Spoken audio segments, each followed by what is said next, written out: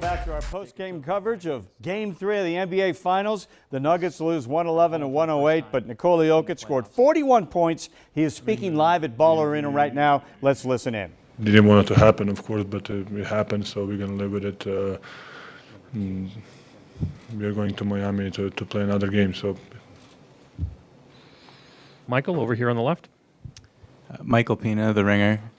Nikola, you had a playoff low 4 assists tonight. Was that because of something Miami was doing defensively, or were your teammates just missing shots? so I don't know. I don't think about assist or whatever. To be honest, I don't know the answer. I was just playing, and I don't think when I'm playing about the stats or whatever. So, Brandon on the right. Nikola, Brandon Cristal, KOA here in Denver. Coach talked about effort, and then Jamal said it was more discipline. How do you get that corrected, I guess, in short order before Wednesday? I mean, just you need to know what to do, and we had a lot of miscommunication and misunderstanding. They were getting open looks, especially in the beginning of the game, and we have couple on the end of the game too. So you just need to know where to be or what to do, what's the coverage or whatever. Tony in the middle, third row. Nikola, Tony Jones from The Athletic. Do you guys feel that the offense, at the end of game one and at the end of tonight, kind of bogged down against the zone? And if that's the case, what are some of the adjustments that you guys can make for game 3? I mean, the first game, I think we had. I said I miss mid-range shot. Jamal miss mid-range shot, and Mike miss corner 3. I think that's the shots that we want. We didn't make them. We didn't make those. And today,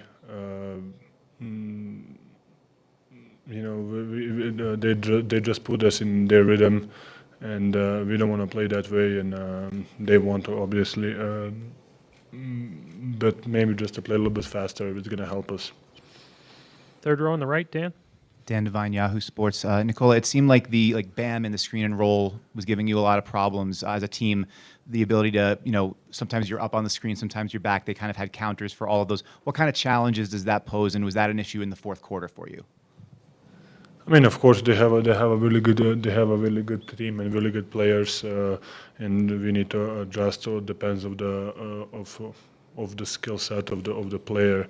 Sometimes we are up, sometimes we are down the floor. I mean, I think that everybody is doing that in the league.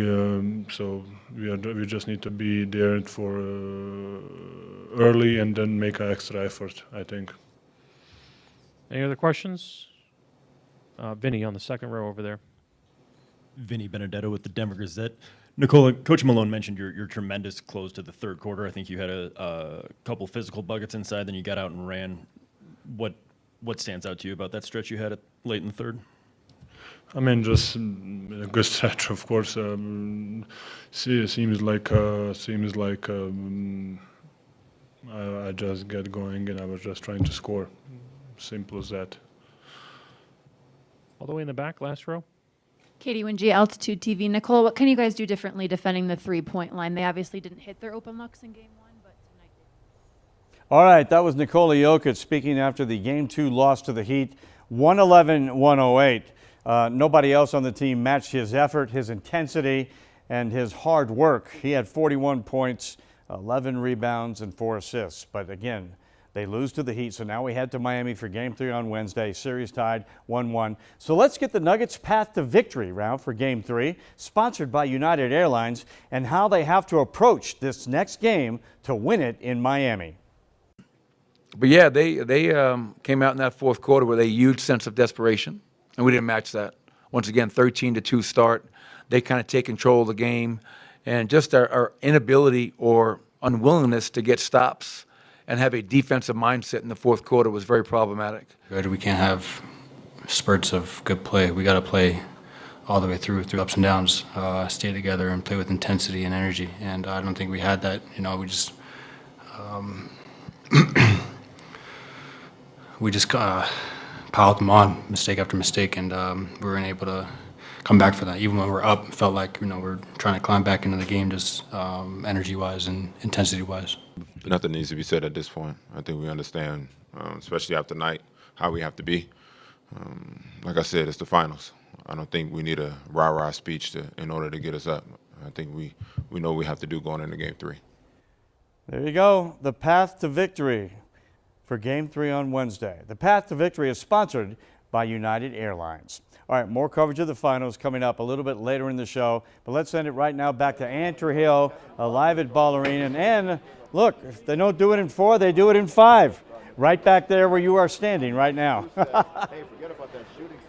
Hey, 5 sounds good to me, Lionel. We're all for it, all the fans. Although they have all left as of right now, but they came in here with fire in their bellies. They were ready to see a victory tonight, and we're just going to have to wait for Miami, right? In fact, the only folks left here are those cleaning up, and then the rest of the media people here. And in fact, I see Charles Barkley and friends back over that way, and they're, you know what? He's recovered from his fight with Rocky. Nick Rothschild, come on in here.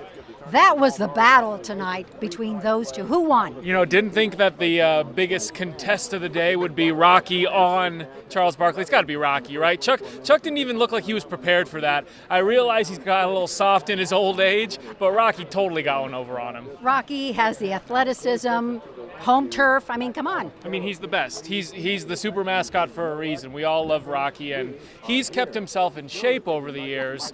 I won't comment on what Chuck has done over the last 25, 30 years. All right, we're going to leave it on that note.